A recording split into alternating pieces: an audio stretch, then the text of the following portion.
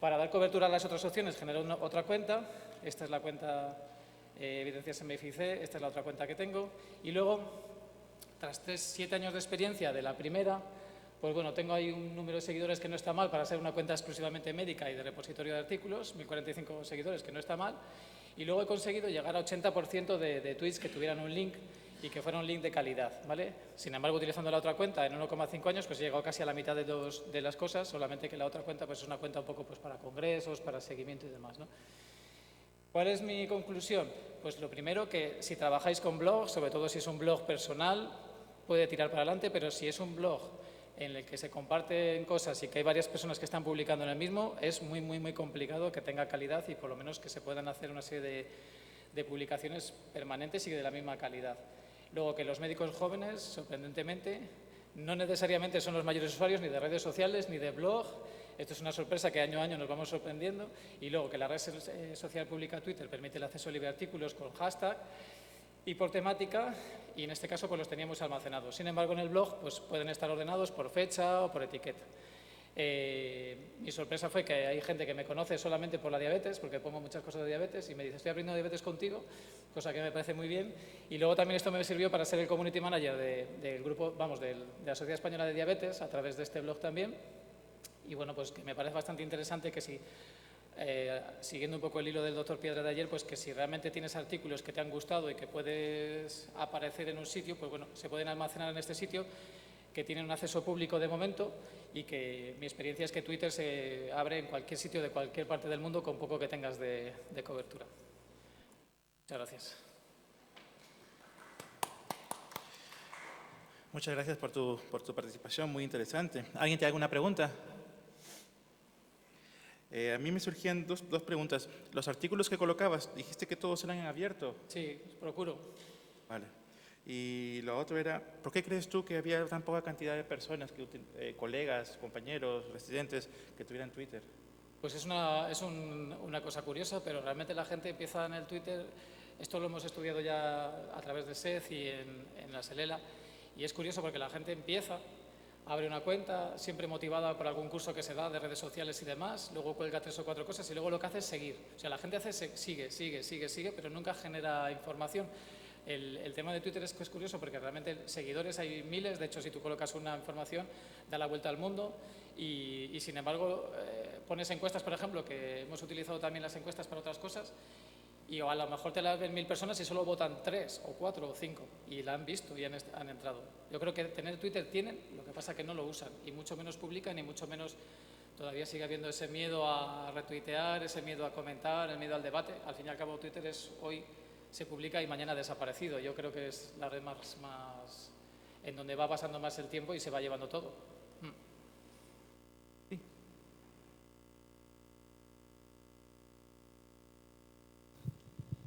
Hola, mira, quería comentarte, ¿tú no crees que quizá la herramienta Twitter, al tener un texto muy limitado y muy corto, es lo que hace que la gente no se anime a utilizarla, puesto que a lo mejor no le da espacio para expresar lo que quiere correctamente? Pero hay muchas alternativas a eso, porque tú puedes, ahora por ejemplo se ha puesto de moda, coger un texto, le sacas una foto y lo cuelgas tal cual y se lee perfecto. Entonces, si tú quieres poner un texto, lo puedes linkear de hecho, la foto es lo primero que mucha gente ve. Eso también hay un experimento que es cuando tú pones un Twitter y sale la foto es la que clica la gente pensando que ahí está el link. En realidad el link está arriba, pero en la foto muchas veces hay texto. Se ha puesto de moda poner texto y puedes poner todo lo que quieras, claro, todo depende de tú, de si llevas gafas o no. Pero vamos, a ver, 150 caracteres es poco, pero para poner lo fundamental está muy bien. De hecho, pues ahora los twitters de calidad en teoría es muy poquito texto, mucho hashtag, un muñequito, 2 muñequitos y tener abajo una fotografía o algo que te atraiga. Si no, no estás en Twitter. Sí. Muy bien. Pues nada, del mismo autor vamos con la siguiente comunicación. WhatsApp optimizando la relación médico de familia con centros sociosanitarios.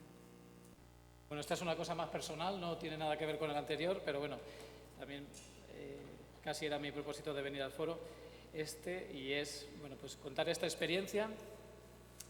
Es una experiencia para mí muy chula porque me ha resultado, y para mí, para mis residentes, porque nos ha resultado muy interesante.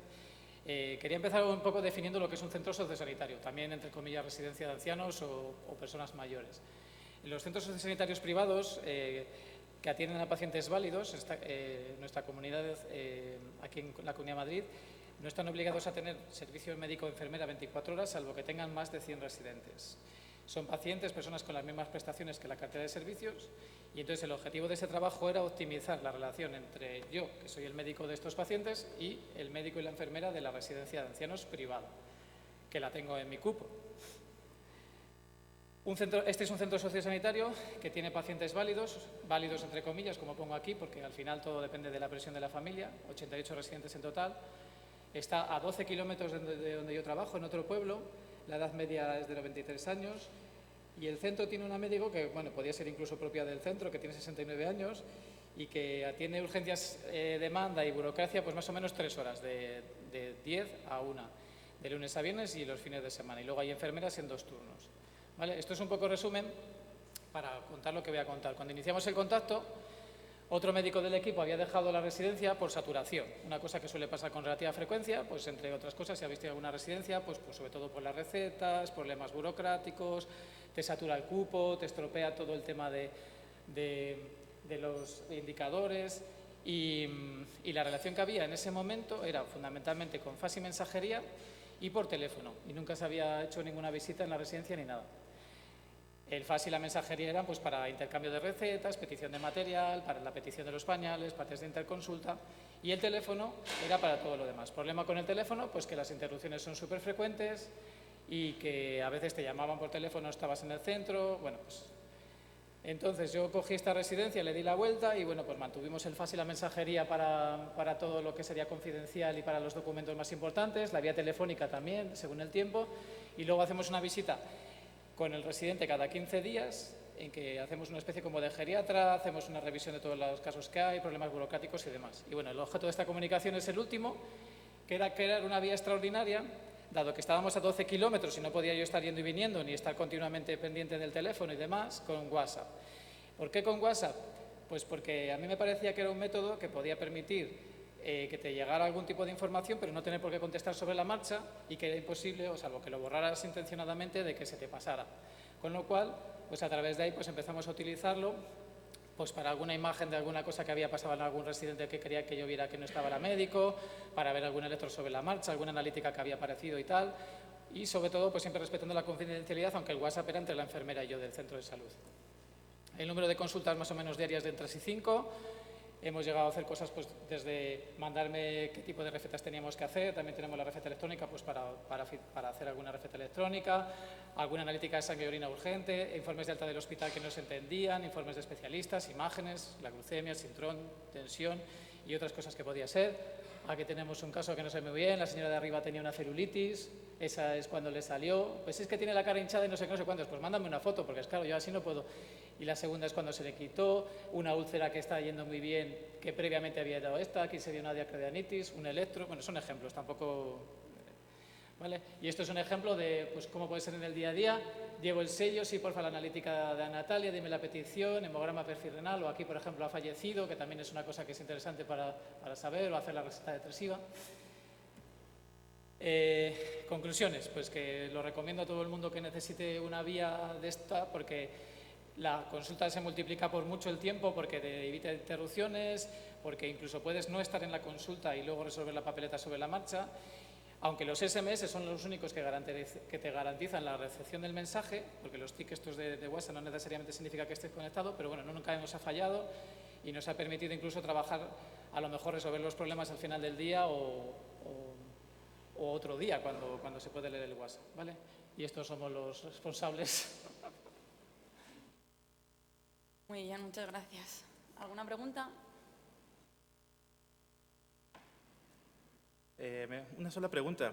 He visto el uso de WhatsApp está creciendo bastante, pero suele haber siempre un problema, que suele ser lo que es el comité de ética del hospital, del centro de salud, del área de gestión. ¿Cómo solventaron el problema? Nosotros es que es un WhatsApp personal entre la enfermera y yo, y no hay ninguna cosa que pueda, digamos, hacer ver que es el paciente por ningún eso. La información es una información como la que me podía dar por el teléfono. No hay ningún tipo de por decir de alguna manera, de terceras personas que pueden ver el WhatsApp ni nada. Ya, pero hay nombres, fotos. Ya, pero bueno, eso es una cosa que es... si te llaman por teléfono y te dicen, hazme la receta de no sé qué, no sé cuántos, o te mandan un fax. Es mucho peor un fax que aparece en el centro de salud, que lo coge un administrativo, que te lo coloca en tu cajetín, que lo va a ver seguro 50 personas, que alguien que te llama por teléfono o te manda un mensaje personal. Yo entiendo que esto está por resolver, pero vamos, mi intención no era en ningún momento el romper la confidencialidad, vamos. Claro, Sí. es el inicio. Vale, perfecto. Muchas gracias. Nada. Quedan 2 vídeos, ¿no? Ya está. De repente me los daban, pero es que ambos son de Rosa y Rosa la bebé.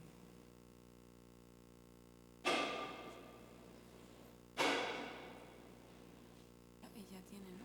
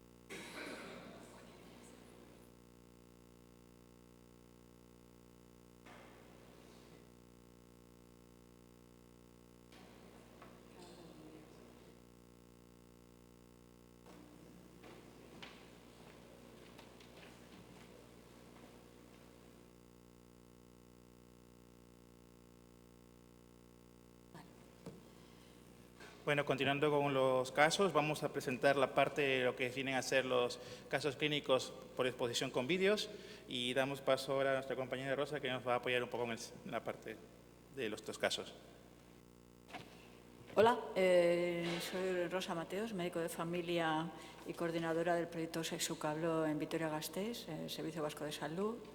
Y bueno, os vamos a presentar 2 vídeos donde hablan de las 2 herramientas de formación online que estamos iniciándonos. Una app que está en desarrollo, Participa, y luego, no sé si se me oye bien, y luego el proyecto Vídeo Herramienta Online. Es un poco atrevido estas 2 cosas, pero bueno, cada vez desde el año 2014 estamos contentos de iniciarnos en estas herramientas de comunicación digital, sobre todo porque en los últimos tiempos no solamente los profesionales sociosanitarios estamos en el grupo de trabajo, sino que hay usuarios externos y usuarias de todas las ramas, informáticos, de trabajo social, que elaboran y desarrollan criterios de evaluación y desarrollo de las herramientas que os vamos a presentar.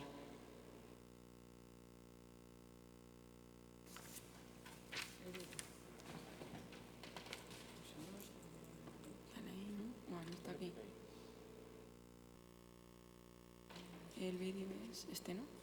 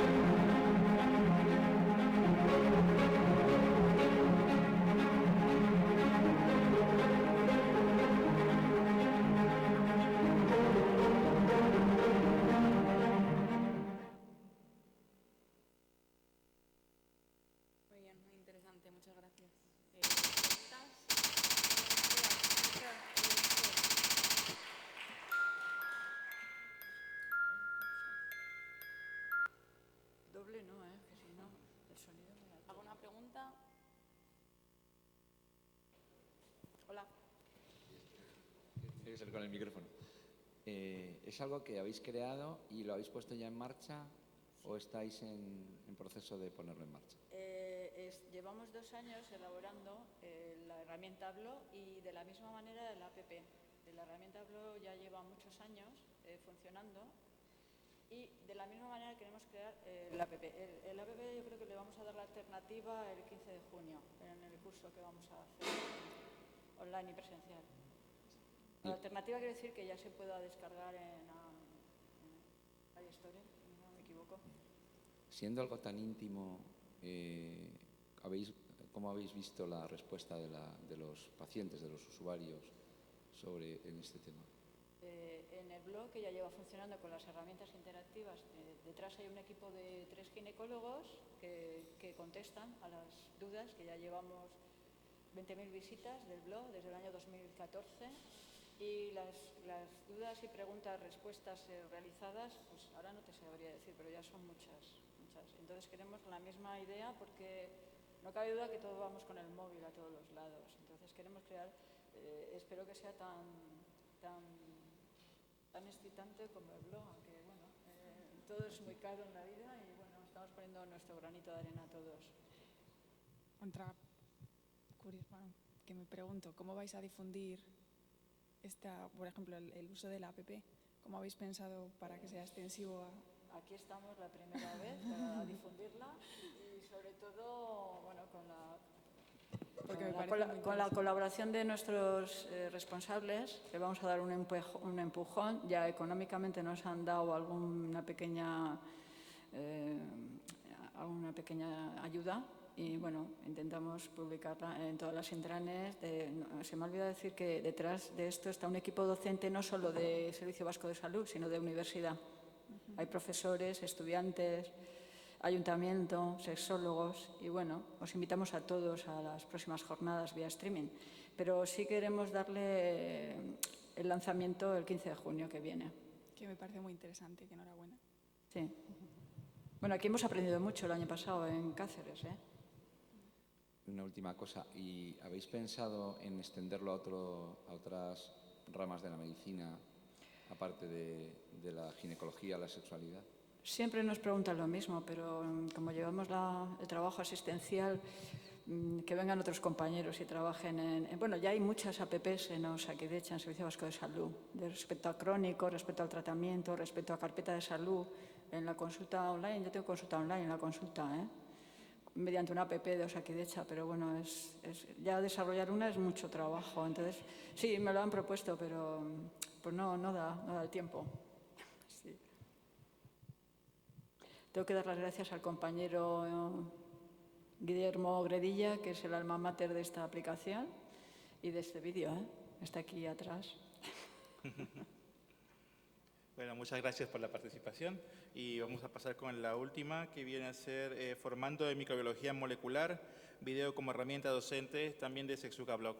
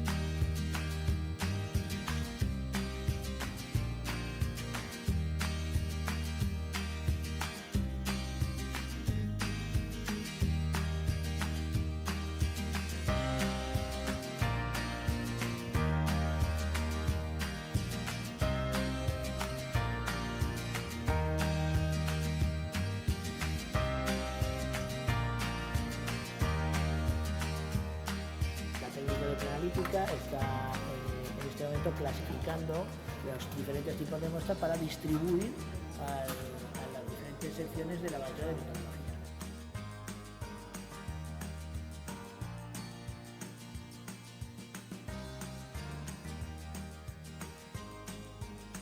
Cultivos tradicionales, otros a la microbiología molecular y es la manera que tenemos de racionalizar el trabajo y de organizarlo para que se trabajen y se procesen las muestras tomadas en los diferentes contenedores.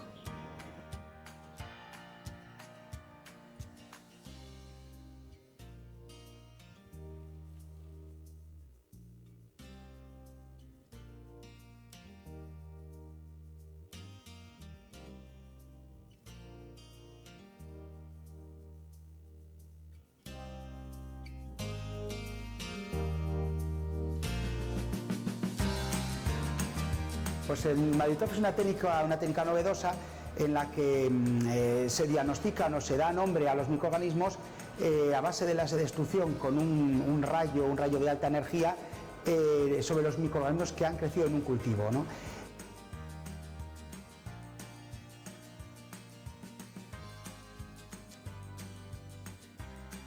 Serie de ondas que el aparato interpreta y da un diagnóstico etiológico, da el nombre al microorganismo que se está analizando.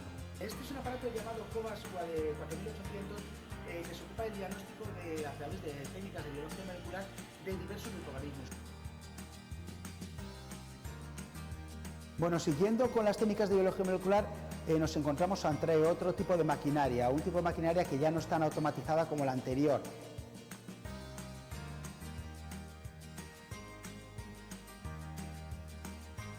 Es una PCR que luego hacen el trabajo hasta el final del proceso, ¿no? Específicamente, unos detectores.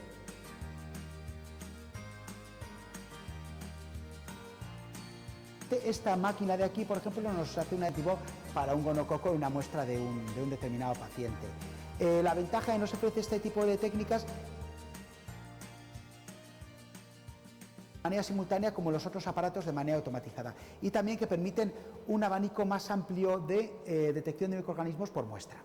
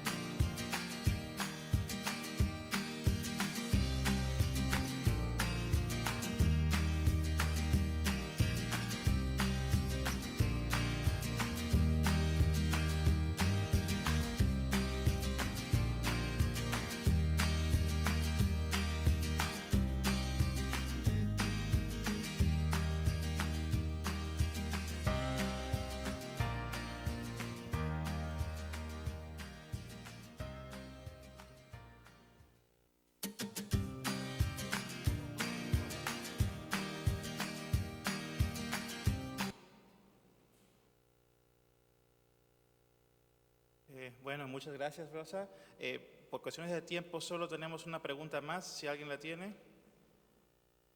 No, pues muchas gracias y damos por concluido la parte de los casos clínicos.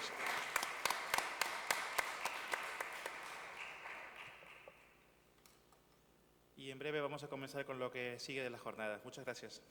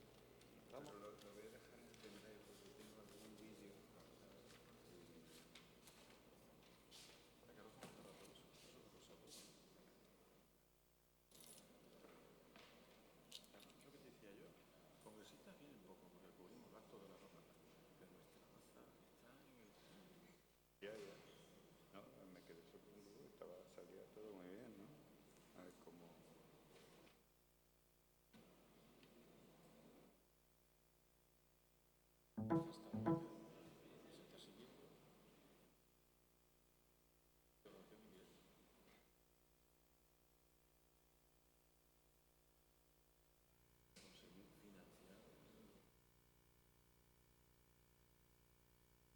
lo podéis hacer vosotros, no debe ser complicado para tener un enganche de internet. Pues. Ah, vale.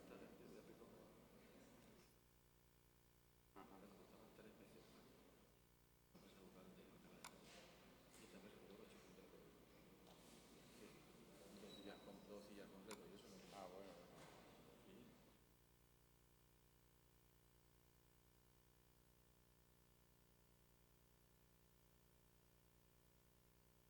No, pero digo en la grabación. Yo cuando quieran. ¿Quieres que se vea parte de la presentación? No, porque veáis el proyecto, que pasa. Que no sé si luego se engancha la película. Está contenido.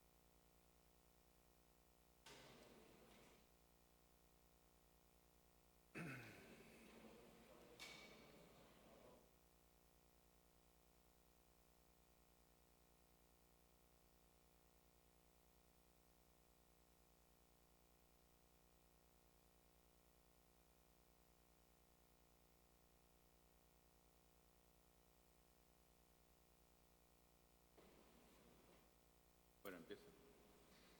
Bueno, buenos días. Gracias, Vicente, por la invitación para participar en esta reunión. No sabía que, y es el primer conocimiento que tengo, que un grupo de una sociedad médica española haga un congreso, una reunión aparte para nuevas tecnologías y bueno, aparatos médicos, ¿no? Algo que en algunas sociedades, posiblemente en la de cardiología, tienen un apartado de póster en la Sociedad Europea, pero como tal, una reunión que se dedica, y española, exclusivamente a las nuevas tecnologías, es la primera vez que lo veo, ¿no? Y a mí me viene pues realmente fantástico presentar esta pequeña investigación que hemos hecho, ¿no? Porque es un aparato dirigido para los médicos de primaria o médicos generales, ¿no?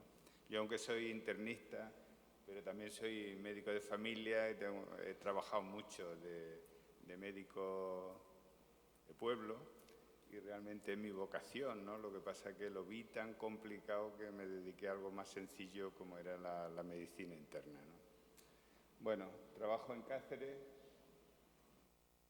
y aunque aquí pone San Pedro de Alcántara en el programa, yo creo que se han confundido con la localidad de San Pedro de Alcántara de Málaga y me ponen que soy de Málaga, una ciudad que me gusta mucho más Cádiz, pero realmente, bueno, pues trabajo en Cáceres, en la Universidad de Extremadura y de allí es de donde vengo, ¿no?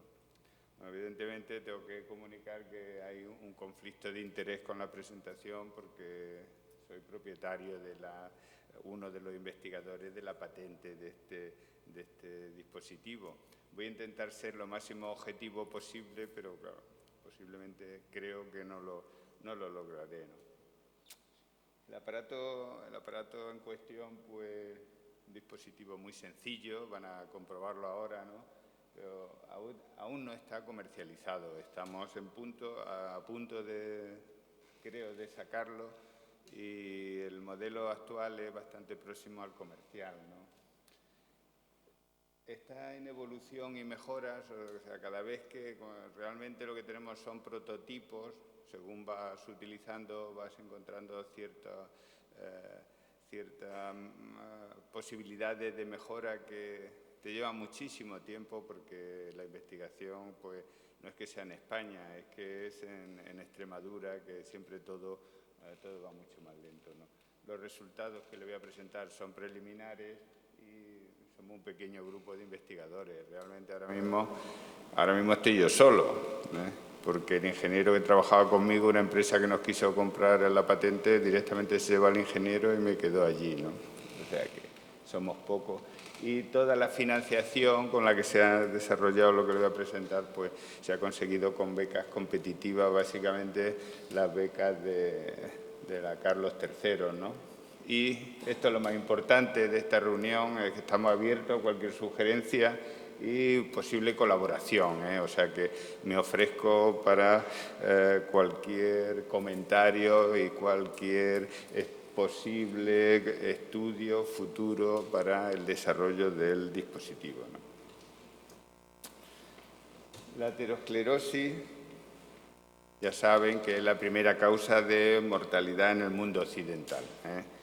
Desde que nacemos, la arteria, las paredes arteriales van envejeciendo, ¿eh? Y después de 40, 50, 70 años, dependiendo de los factores de riesgo, sin haber tenido ningún síntoma o síntomas mínimos que pueden no estar achacables a la enfermedad, en un momento de estrés, de subida de una crisis hipertensiva, una placa puede fisurarse, se forma una trombosis y desencadenar un acontecimiento cardiovascular, muchas veces la muerte.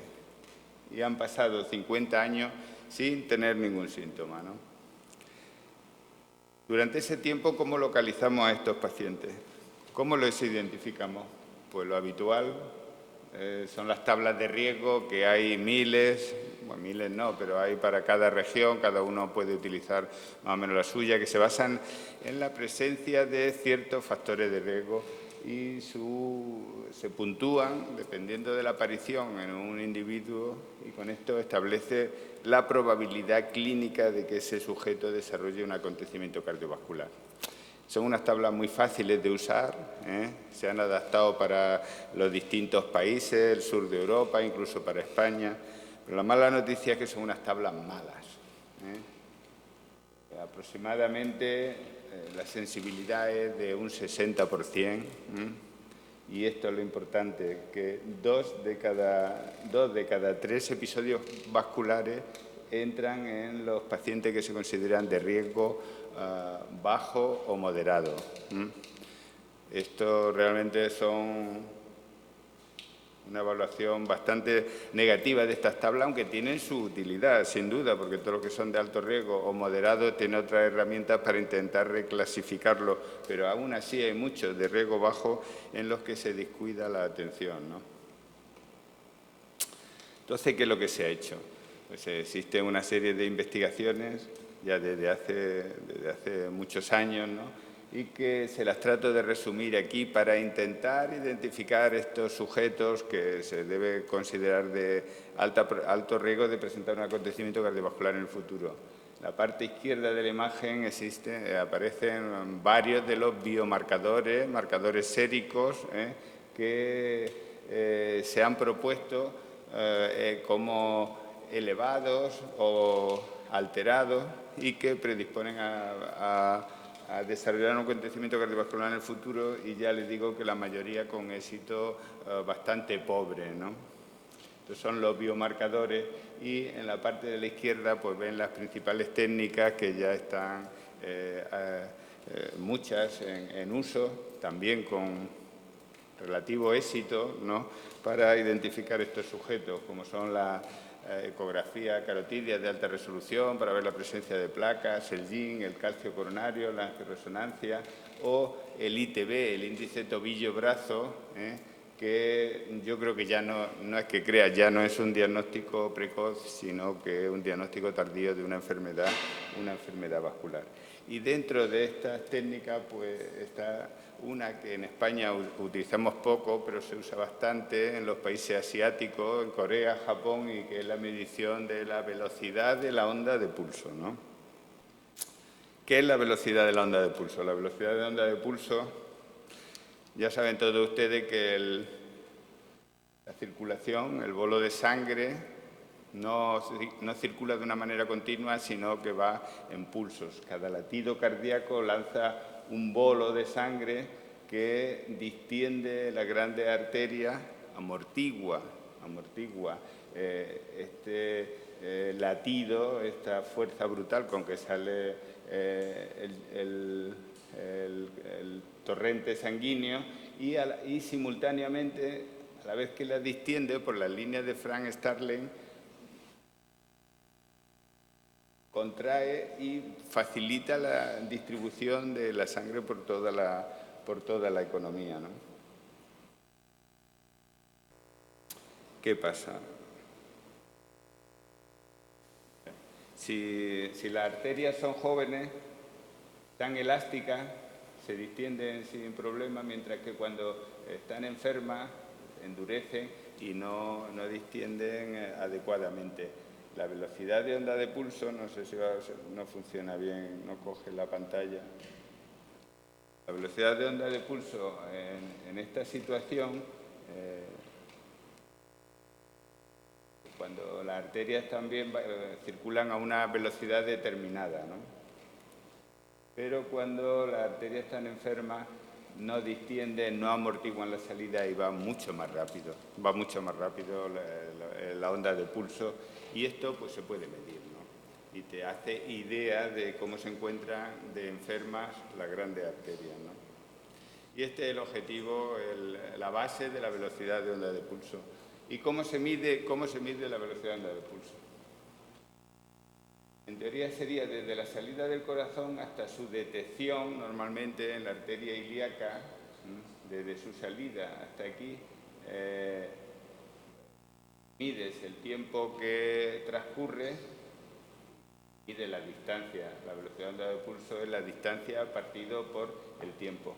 Lo que ocurre es que los dispositivos que hay actualmente lo miden desde la arteria carótida. Se ponen unos sensores en la carótida, otros en la ilíaca, ven el tiempo que transcurre desde la llegada de la onda de pulso, que se estima es instantánea desde el latido cardíaco, cosa que no es cierto porque estamos hablando de milisegundos, como vamos a ver después, y esto es un error de sesgo de los dispositivos, que hay más estandarizados, ¿no? Esto es lo que se considera la velocidad de onda de pulso carótida femoral, y hay algunos aparatos que lo determinan ya comercializados, y que son los dos más utilizados son el Complio, un dispositivo francés, este que ven ustedes aquí, el Efimocor, que creo que al menos habrán oído hablar de él, ¿no? Este es el sensor que se pone en la carótida, el otro se localiza en la ilíaca y se hace la determinación tal como les narré previamente, ¿no? Estos dispositivos tienen algunos problemas, ¿no? Primero, que para utilizar, sobre todo en primaria, que es donde tiene su máxima utilidad, necesitan un tiempo para determinarlo, ¿eh? También un entrenamiento y una destreza para localizar los pulsos, que muchas veces no es fácil, porque el dispositivo precisa de un pulso que sea adecuado, que sea correcto para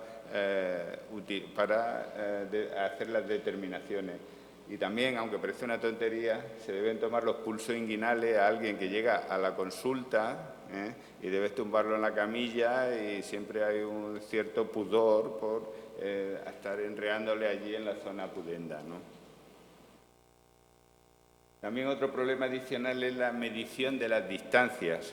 Eso lleva a error porque las distancias se miden con una cinta métrica desde la carótida a la femoral y no todo el mundo está de acuerdo. Hay una serie de propuestas, la medición directa. Ha sido necesario realizar un consenso internacional para decir desde dónde se debe medir, pero es un error importante de centímetros, que tienes que dividir entre milisegundos de tiempo, ¿no? Por lo tanto, son problemas que todos se juntan y que hay que sumarle el coste del dispositivo. Los dispositivos, estos que les he mostrado, superan todo con creces los 10.000 euros, los 10.000 euros, y luego ahí necesita mantenimiento y reposición periódica de los sensores, ¿no?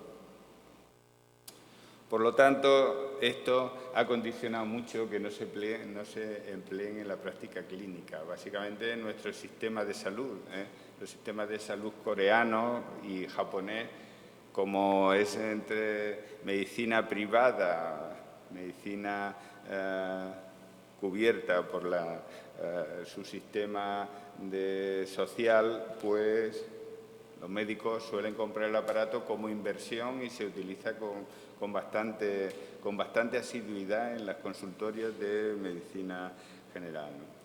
Bueno, pues con todos estos problemas,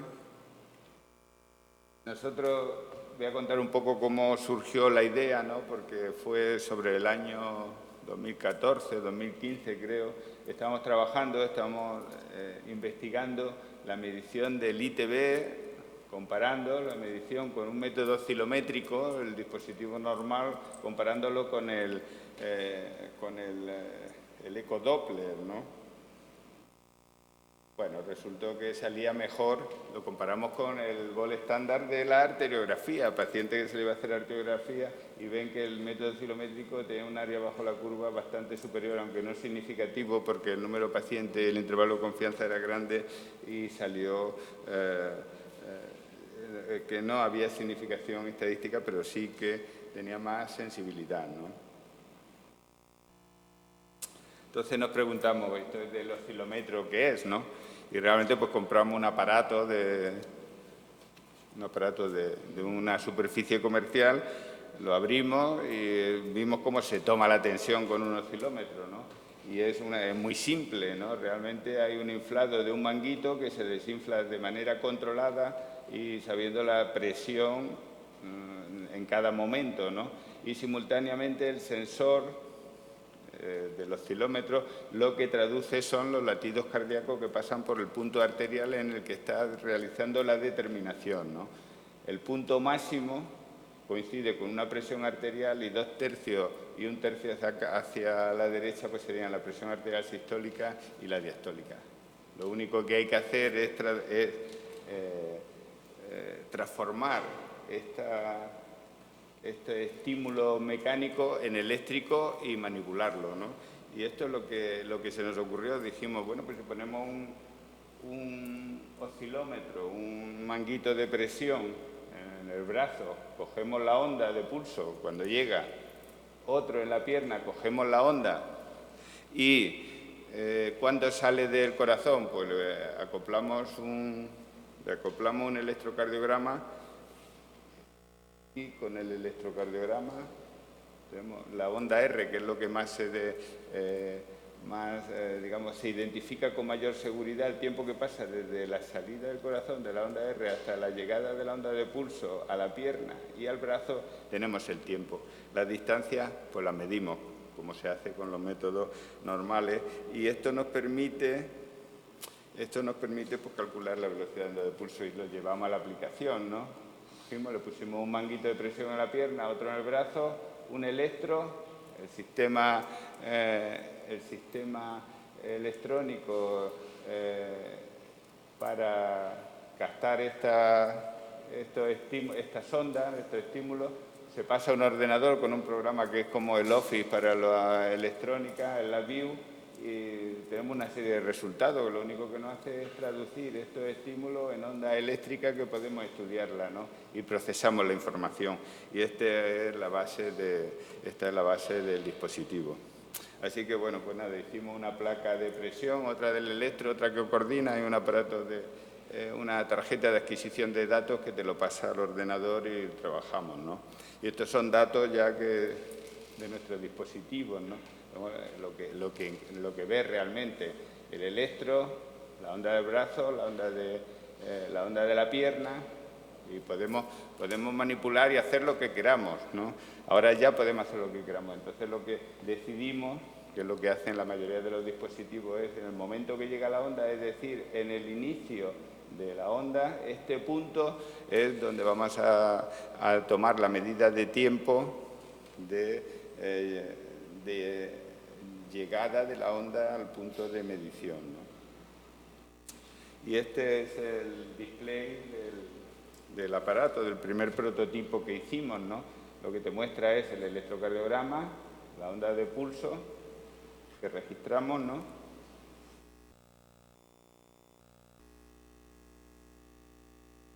La onda de pulso, y este fue el primer registro que hicimos, que era del ingeniero que trabajaba con nosotros, que nos llamó la atención que no era en forma de uso, sino que tenía como 2 picos, ya nos mosqueó, ¿no?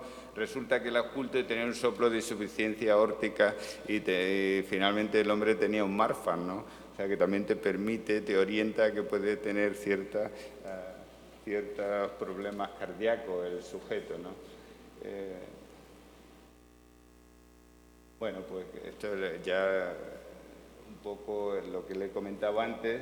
Estas son las ondas R del electro, las ondas de pulso, los puntos que hemos determinado para su medición. Esto cuando lo amplía, pues queda incuestionable que puede medir sin ningún problema el tiempo de la onda R hasta el inicio de la onda de pulso, ¿no? Y el problema era qué onda de pulso medimos, ¿no? Porque tenemos todas, ¿no? Y la mayoría de los dispositivos que hay en el mercado hacen las mediciones sobre 3 o 4, ¿no? Pues nosotros, como tenemos todas y podemos hacer lo que queramos, pues dijimos, las medimos todas. Y es lo que hicimos. Cada registro de cada miembro disponemos depende de la programación del tiempo de desinflado, pero las mediciones son cada décima de segundo se sabe dónde está el punto de medición. Y este es el dispositivo funcionando, ¿no? ¿Ven cómo?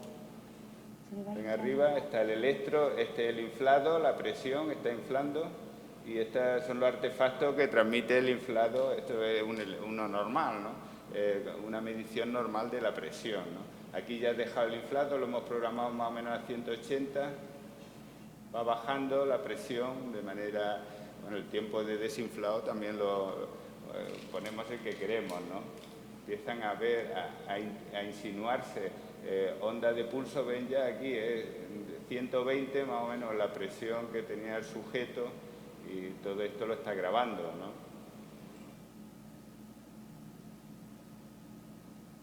El tipo inicial hace miembro por miembro, el actual está un poquito ya más mejorado y te ahorra tiempo.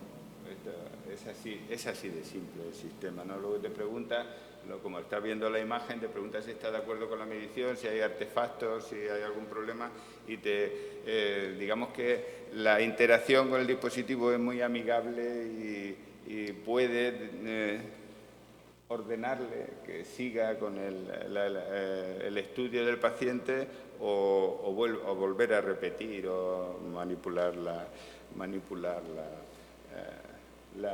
la técnica, ¿no? Estos son algunos registros que le he puesto de los primeros que hicimos, ¿no? Aquí se ha medido el brazo, la presión, el pulso, la velocidad de onda de pulso, que una vez que le has metido la distancia te la hace automáticamente. Después del brazo izquierdo pasa a la pierna izquierda. Esta es una medición de una pierna izquierda normal, todavía no ha acabado y no han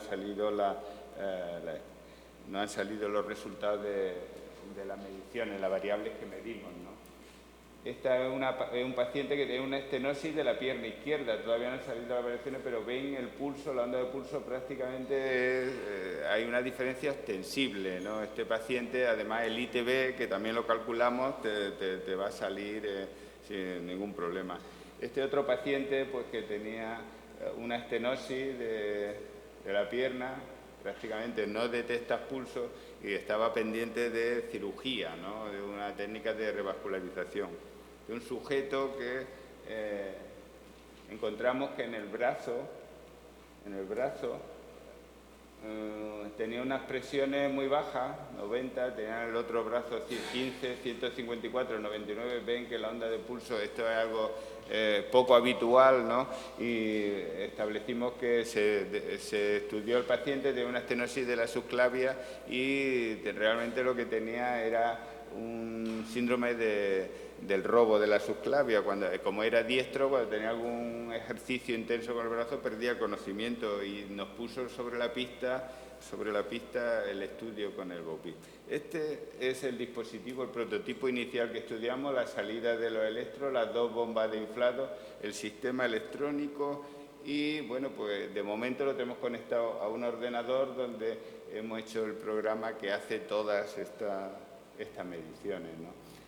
Este es el sistema en su modelo casi actual, que lo hemos adaptado a las normativas de la Comunidad Económica Europea, que se alimenta independiente de la red con unas pilas. Estos son los dos manguitos de inflado, porque ya no hacemos miembro a miembro, sino los dos brazos simultáneamente. Y este es el display de este nuevo dispositivo, en el que ya en vez de un brazo pasas a la pierna, es decir, hemos acortado el tiempo de medición en el 50%, porque te hace los dos miembros simultáneamente, el brazo, la pierna y las dos gráficas de presión, ¿no? El tiempo de exploración de un sujeto suele tardar como mucho 5 o 10 minutos, no más. Y finalmente lo que te proporciona, las variables que te proporciona el dispositivo, pues medimos la presión, indudablemente, en los 4 miembros, la sistólica, la diastólica, el pulso, las velocidades de onda de pulso en los miembros de manera independiente, y el ITB, el índice tobillo-brazo. Si tenemos la tensión, no nos cuesta ningún trabajo, también te da el índice tobillo-brazo.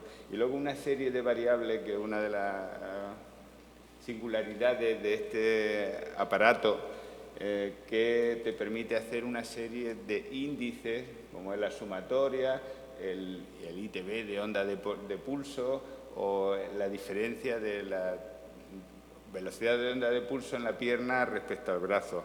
Todavía no sabemos cuál es el mejor índice de todos estos.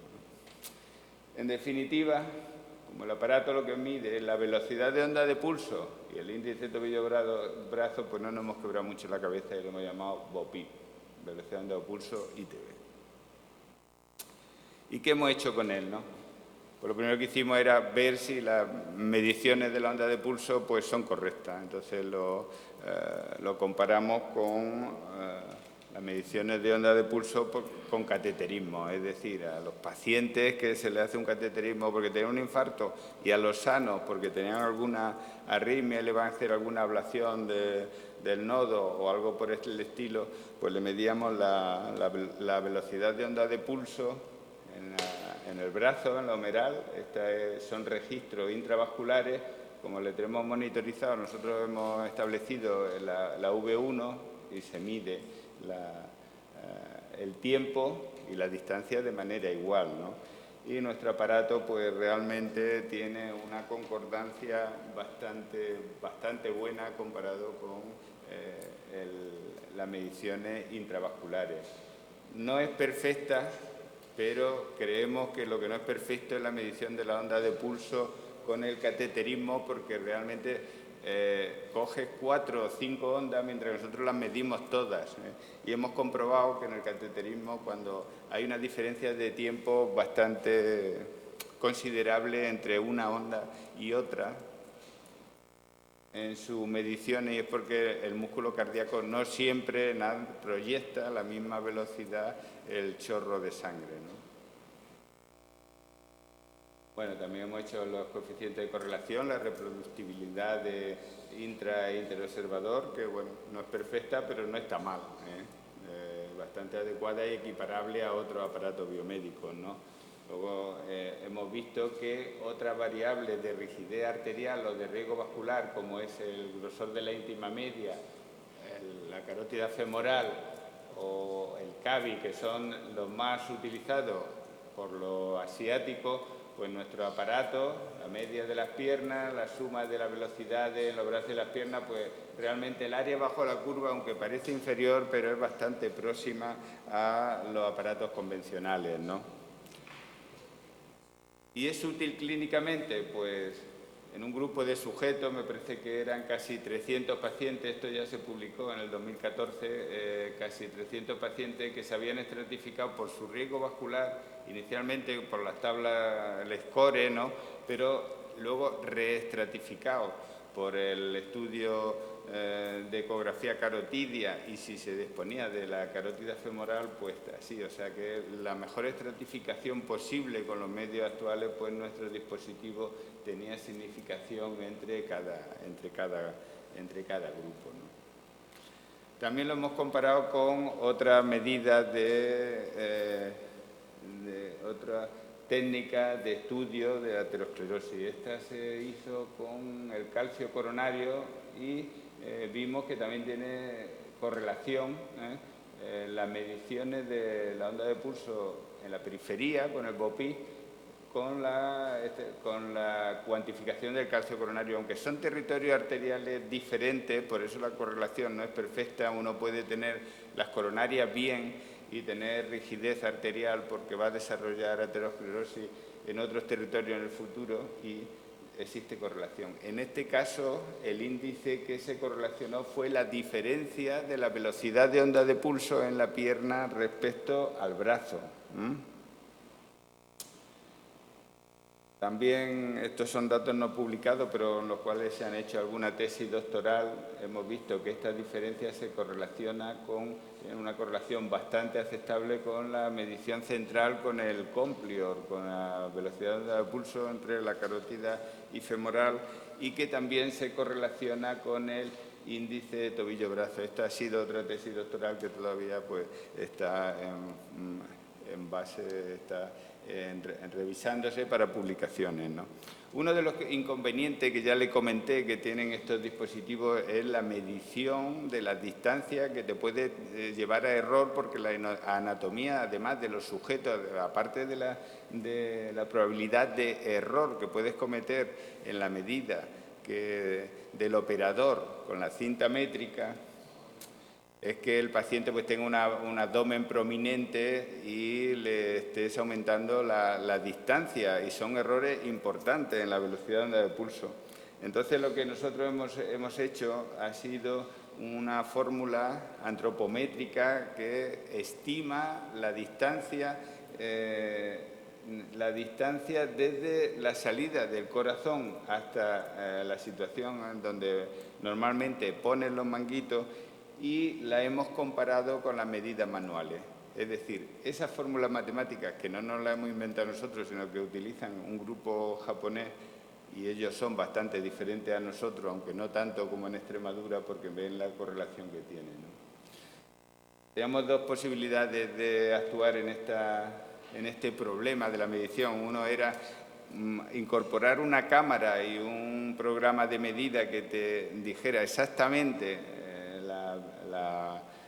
la distancia que hay entre los manguitos y la salida de la onda del corazón, o utilizar esta fórmula matemática, y finalmente nos hemos decidido por esta técnica, y ahora lo que se hace es introduce la altura del sujeto y evita, aparte de que ahorras tiempo, ¿no?, evita la medición manual de la distancia. Ya le dije que hay una serie, la investigación se ha desarrollado con becas competitivas. Hasta ahora no hay ningún interés de ninguna empresa comercial. Hay algunos de ellos, pero las ofertas son irrisorias, y actualmente, bueno, pues tenemos un Carlos III y otra beca regional en la que estamos continuando los estudios, ¿no? Y ya para terminar, y por si quieren hacer algunos comentarios, estas son las conclusiones de este aparato, ¿no? Realmente un aparato simple, se usa de uso muy fácil, no es necesario ningún entrenamiento para hacer estas determinaciones, y puede realizar cualquier personal sanitario, ¿no? Explora la velocidad de onda de pulso en el brazo y en la pierna de manera independiente, lo cual pues, te permite explorar nuevos índices.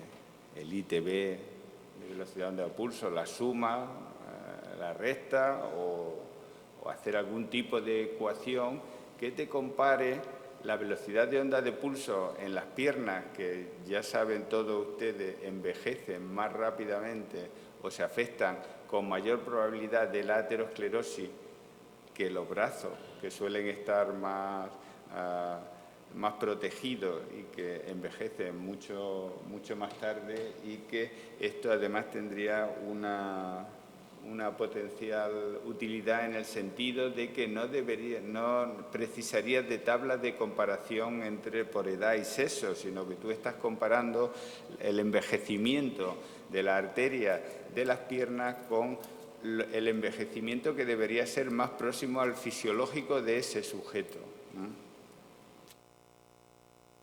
Además, nuestro aparato también calcula todas las variables de otros dispositivos similares que hay en el mercado. Esto es algo en lo que estamos trabajando, estamos validando si las mediciones que hace BOPIP son similares a las del resto de aparatos, y sobre todo el coste, porque nuestro aparato todavía no tiene precio, ¿no? Pero posiblemente menos de la quinta parte de los que están en el mercado. Bueno, este es parte del grupo que ha trabajado en el desarrollo y diseño del dispositivo, y nada, muchas gracias. Si tienen algún comentario.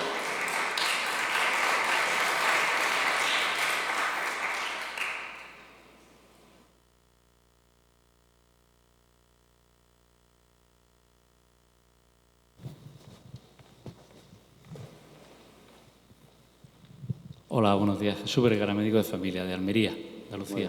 Me ha encantado tu presentación, además me ha encantado cómo lo ha hecho desde el principio hasta el final, cómo lo habéis desarrollado desde que empezó la idea. A mí me ha venido a lo largo de toda la conferencia siempre a la mente la medición del tobillo y brazo que estamos acostumbrados a hacer, y sobre todo cuando tomamos la presión arterial en miembros superiores y pensamos en el fenómeno de Rendu-Osler, cuando la sistólica aislada famosa, que lo que los produce o viene a reflejar es una rigidez tal en la arteria que nos da cifras que no son fiables. Igual que cuando el índice de tobillo brazo está por encima de un valor, tampoco es fiable lo que te está dando, no te puede dar un diagnóstico. ¿Eso lo habéis medido en un momento a la hora de interpretar los resultados de vuestro dispositivo? Gracias. Eso es lo que se considera la pseudohipertensión, ¿no? Y que si traduce la rigidez arterial, no está estudiado. Es uno de los posibles trabajos que habría que emprender, porque pienso que podría ser un factor, el medir la velocidad de onda de pulso eliminaría ese sesgo de la presión arterial, ¿no? Pero no está estudiado de momento, ¿no? Esto todo está empezando, ¿no? Está en discusión, ¿no? Igual que ese caso el caso de la estenosis del brazo, del síndrome del robo de la subclavia, que tenía una velocidad de onda de pulso, no se han dado cuenta, pero era muy baja. Cuando discute, porque claro, nosotros estamos acostumbrados a discutir con nuestros conocimientos fisiológicos, pero cuando hablas con los físicos están obsesionados con las medidas, ¿no? Ellos no entienden por qué se enlentece la velocidad de onda de pulso cuando hay ciertas extensiones. Dicen que la velocidad de onda de pulso no tiene nada que ver con la presión, ¿no? No tiene nada que ver. Que es un movimiento de la pared de la arteria que, aunque haya una obstrucción, la arteria sigue moviéndose, ¿no? Y no soy capaz de convencerlo, ¿no? Cada vez que sale este tema, pues discute con físicos que ya les digo, que están obsesionados con las medidas, y empieza una discusión que dura 2 días, lleno de números. Hasta que no se hagan estudios clínicos, no se va a poder sacar algún tipo de conclusión, ¿no?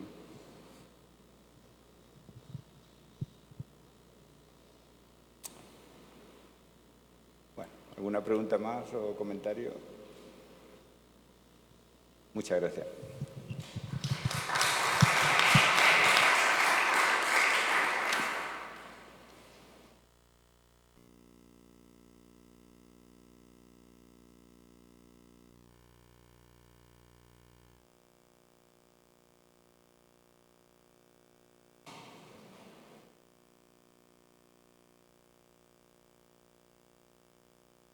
Gracias.